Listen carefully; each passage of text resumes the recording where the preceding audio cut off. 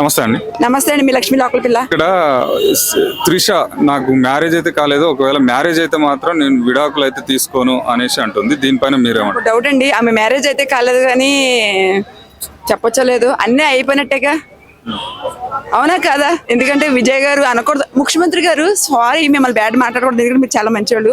మీరు ఆల్రెడీ రిలేషన్లో ఉందని నాకు తెలిసింది, అందుకే నేను మాట్లాడుతున్నా. మళ్ళీ పెళ్ళింకి ఇవన్నీ ఎందుకు? ఆమెకి ఇంకా ఆల్రెడీ ఎంత రిలేషన్లోనే ఉంది, అట్లాగే ఉండొచ్చుగా. ఇంకా ప్రేమ అనేది ఆయన ప్రేమిస్తుంది కదా. ఇప్పుడు ఏముంది, ఎవరో అనుష్క ఉంది, ప్రభాస్ని చాలా ఇష్టపడుతుంది ఆమె, అందుకే పెళ్లి కూడా చేసుకోలేదు. ఈమె కూడా అలాగే ఉండిపోవచ్చు కదా, ఆయనే పెళ్లి చేసుకోవచ్చు కదా రెండో పెళ్లి కింద. వాళ్ళిద్దరు జంట అయితే ఇంకా బాగుంటది.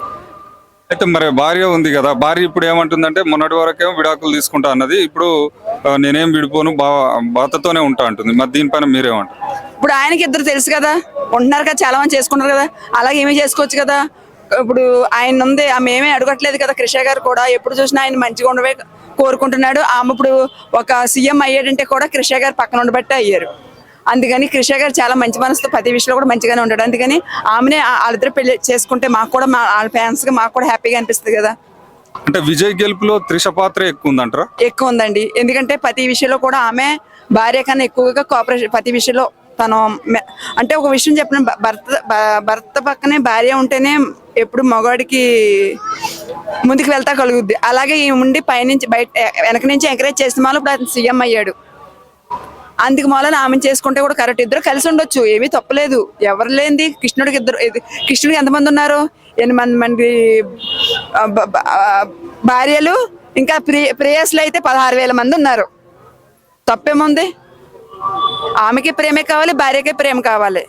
ఇంకా భార్య అయితే వేరే ఓన్లీ ఆయన దగ్గర ఉంటే ఒకటే కోరుకుంటుంది, కానీ కృషి అయితే ఆయన ప్రేమ ఒకటే కోరుకుంది. అంటే మన భారత రాజ్యాంగంలో ఉన్నటువంటి చట్టాల ప్రకారం భార్య ఉండగానే ఇంకొక ఆమెను చేసుకోవడం తప్పు కదా. అట్లా అంటే ఫ్రీరాలు ఉండొచ్చా? ఎంతమంది అయినా, 100 మంది అయినా, 1000 మంది అయినా, కోట్ల మంది అయినా ఫ్రీరాలు ఉండొచ్చా మగోడికి? అది తప్పలేదు. కానీ ఒక రెండో పెళ్లి చేసుకుంటే తప్పు వచ్చిందా? ఇది ఎక్కడ ఉందండి? బోళ్ళు లేవా? వెనక సైడ్స్ అవుతాయి. రాముడు తప్పించి అందరూ 2-3 పెళ్లి చేసుకున్న వాళ్ళే ఉన్నారు.